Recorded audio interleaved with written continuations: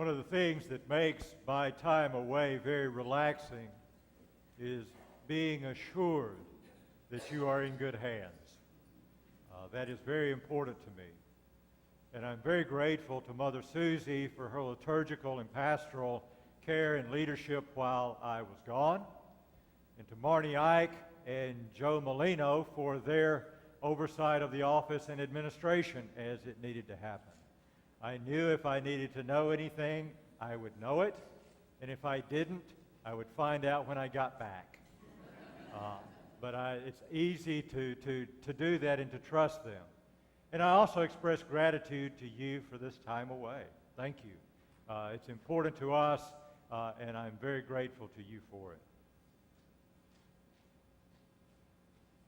Many years ago, I was functioning as a bivocational minister. And what that meant in terms of the way I was living it out is that I spent some unpaid time working with a local congregation as an unpaid assistant. I did some supply work around the diocese, but my full-time pay-oriented stuff was that I had a private pastoral counseling practice. One day, as I was coming out of a meeting, my receptionist said, "Your bishop called."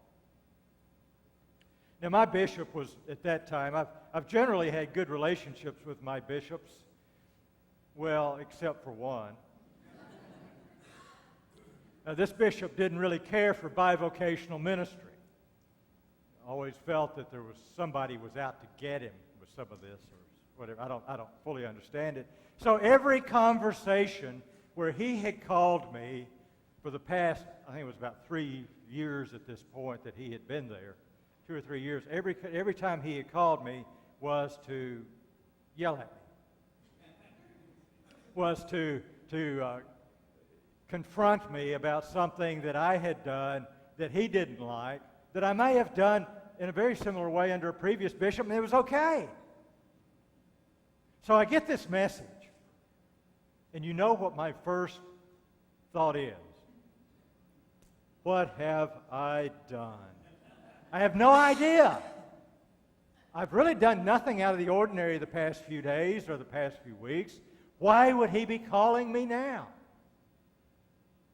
So I called him back. And after a few pleasantries, very few pleasantries, he said, "Ray, the reason I'm calling you is you probably know that in the neighboring county we have a small mission station. It wasn't large enough to even be a mission church. It was just a small mission station." I said, "Yes, I'm familiar." He said, "Well, and I've been staffing that with a retired priest, and he said he can't drive. They have to go 40 miles to pick him up and bring him up to do service and then take him back." And he said, "That's all fine and good. They're fine with that." But he said he has to have surgery on his eyes. "And would you be willing for them to consider you to fill in for the time period while he's recovering?" I said, "Well, let me talk with the folks with whom I need to talk. I'll call you back tomorrow." And I did. I called back and I said, "Sure, I'm open to being considered for this." And he said, "Well, the senior warden will call you in the next little bit of time." And a couple of weeks went by, and finally they called, and we got together, and sure enough, we came to an agreement that I would be the priest that would go over and do services for them, and should there be a pastoral emergency or something, I would fill in. And I was happy to do that. My thinking was, this will be a great gig, because he went on to say there's 6 of them in average for attendance on Sunday morning. And get this, they meet in a dentist office. The dentist was a member of the congregation, and so he just offered them the space to meet there. And I thought, this is a great gig. There's no expectations. All I got to do is show up. So I did.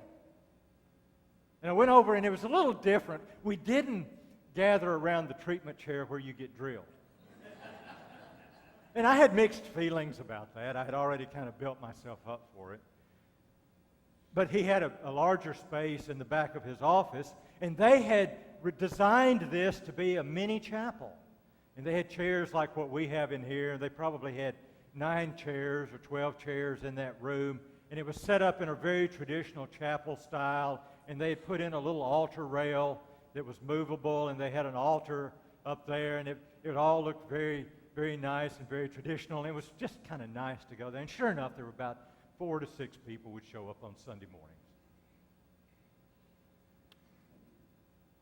Went on for a few months, and it was probably 2 or 3 months, and one Sunday after the service, the senior warden came up to me and said, I need to talk with you about something. And I thought, oh, what have I done? There's a pattern there, isn't there? It hasn't stopped. And we went off to the side, and he said, here's the deal. He said, we would really like for you to stay on and to be the priest for here. And he said, would you be willing to consider that? I said, I can't make any commitment to you. You need to go talk to the bishop. I said, I'll be open to talking to the bishop and whatever he decides about that. But I said, that's up to the bishop. Well, I get this phone call a few days later from the bishop. It wasn't quite as dire. Because I knew he might be calling me. And he said, Ray, he said, they've come to meet with me. They want you to stay on. And he said, this other priest is healing well, and he's getting about ready to start back, and I've got something closer to him that I will have him do. Are you open to doing this? And I said, sure. Well, something changed when I said that. You know that thing about this will be a good gig? No real expectations. At the moment I said yes to him, I felt expectations. And they weren't from him, which was unusual. They were from me. And over the next few days, and then as I met with the senior warden and with some folks there, I began to build these expectations, and I began to fantasize, and I thought, if we do this, I bet we can add, I bet people will come for that. And if we do that, I think we can grow. And I think some things can happen. And lo and behold, we began to do a few of those things. The deanery had some extra money, and they paid for a consultant to come down from the seminary to consult with us on small church development and all of these kinds of things. And the bishop, his big emphasis was on planting churches. So he had a parishioner in one of the other churches in the diocese who owned many franchises of a fast food restaurant. And so he was willing to give us the demographic data on specific areas, including ours, so that we could look at that data and project what type of church we could grow there, how large it could be. And we did all of that, and it was so exciting. And we moved out of the dentist office, and we moved into a wedding chapel. It was bigger. And eventually, we bought our own space. When we moved into the wedding chapel, this was in the 90s, and you were just beginning to be able to purchase certain things online during that time. And I discovered that we could buy a mailing list. We wanted to contact people in that immediate area. And I discovered that I could buy a mailing list with as many people as I wanted to pay for on it within certain areas that I would decide. And that mailing list would be exported into an Excel file, and I could sort it by column, and I could set up different sorts of mailing lists, and we could do that. And so I did. And so we would send out, I want to say it was maybe 400 mailings. We just developed these little postcards, and we'd send them out 3 or 4 times a year. And every time we would send them out, a new family would come. And most of the time, they would stay. And we would grow. And it was wonderful. And one day, as I was looking at this Excel sheet to see if I wanted to change anything and come up with a new mailing list, I looked at one of the columns by which I could sort it. We had sorted according to family size. We had sorted according to religious interest. You know those things when you fill out these forms and you go somewhere or whatever? That's those mailing lists. I bought it. And I looked at that one column, and it said income. And I thought, you know, if we're going to be successful, we really need to have people who are better able to give more money. And I can sort this mailing list in that way. And then I thought, don't do that. And then I thought, no, if we want to be successful here, we've got to do something like that. And then I said, no, don't do that.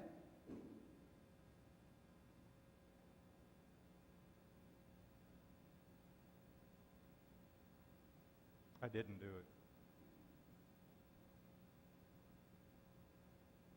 We buy into a specific definition of success. In our lives, our daily lives, we do that. I find that for me, I define success out there and in daily life and in organizations and institutions and, yea, verily, even churches by three questions. How many, how much, and how soon? How many people are involved in this? How much money are we generating? And how soon can we make it happen?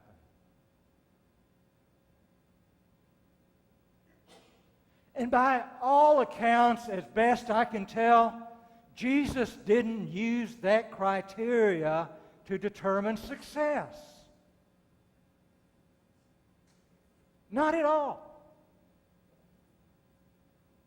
I mean, a few weeks ago, you heard the gospel from John about Jesus feeding the 5,000. How 5,000 people came to see him. And he fed, and he talked with them, and then he fed them. And it was wonderful. And then today, we start out this gospel with some very grotesque descriptions. Eat my flesh and drink my blood. By the way, I never read that scripture, but what I hear it with Bela Lugosi's accent. Today's scripture, even though he's done it before in these readings, he's talked about bread and wine. Today he talks about flesh and blood. And what happens? People go away in droves, to the point that he looks at his disciples and goes, "Et tu, Brute? Are you going to stick around or are you going to leave?"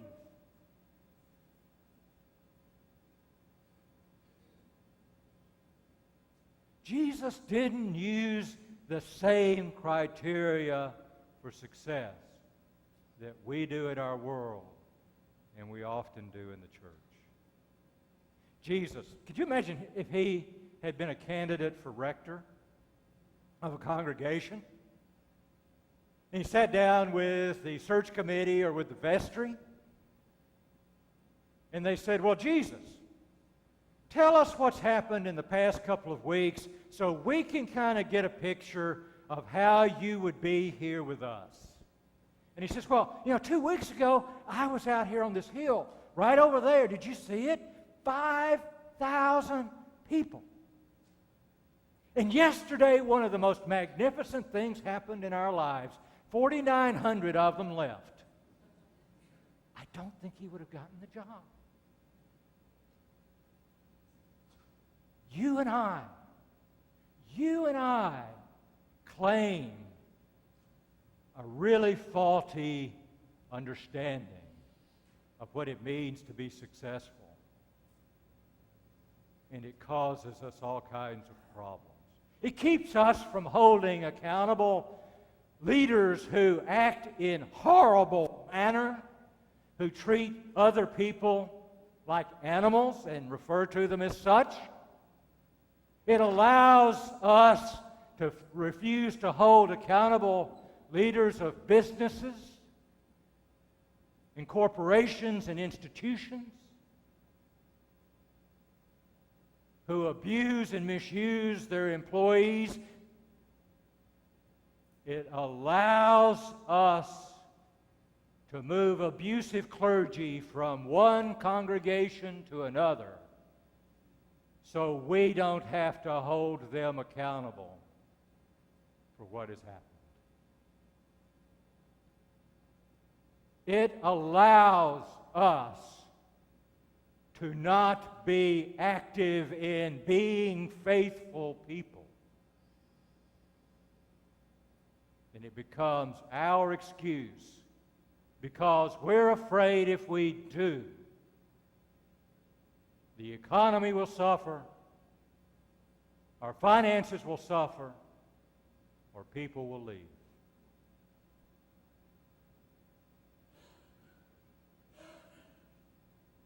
You and I cannot buy into this idea of success. I do it. I'm not going to say you do. I do. And it is ruining our faith. Now, that's not to say that there is not some criteria for success. What I'm saying is that it's not based on how many, how much, and how soon. One of the most beautiful stories to me in the Old Testament was our reading today from Joshua. Oh, how magnificent. Joshua has taken over after Moses' death, and it's his job to lead the people into Canaan. But they're going to have to fight to make it happen. But Joshua knows something has got to happen. And so he stands up before the people of Israel, and he looks out at them and he says, it's time to make a decision, folks. It's time to do this. And here's the decision you've got to make. You know, over my lifetime, this is what's happened. And he said, our decision today is to decide on which God is going to be our God. There are plenty of gods. And you can choose the God of your parents when they were in bondage in Egypt. Or you can choose the God of the Amorites, or you can choose any God you want. But I have to tell you something. In our lives, Yahweh has made a difference. And Yahweh has been there. And Yahweh has been present in transforming us. And today, I'm telling you, I'm choosing Yahweh.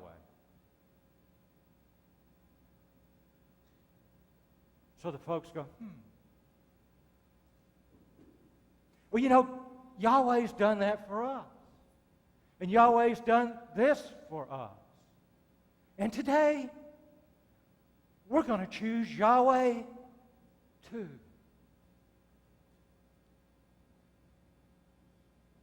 You and I have chosen God. And we've chosen God in the way in which we've chosen to follow Christ. So our criteria of success is how Christ-like we will be, how much we will show our love of God and the depth of our love of others, and how much we will let it grow. And not just let it grow, but help encourage it and tease it along. But don't get me wrong. I love to see new people. There's always more room for more ministers to touch people's lives. That's what we do. That's why we're here. That's what the church is about, to be Jesus.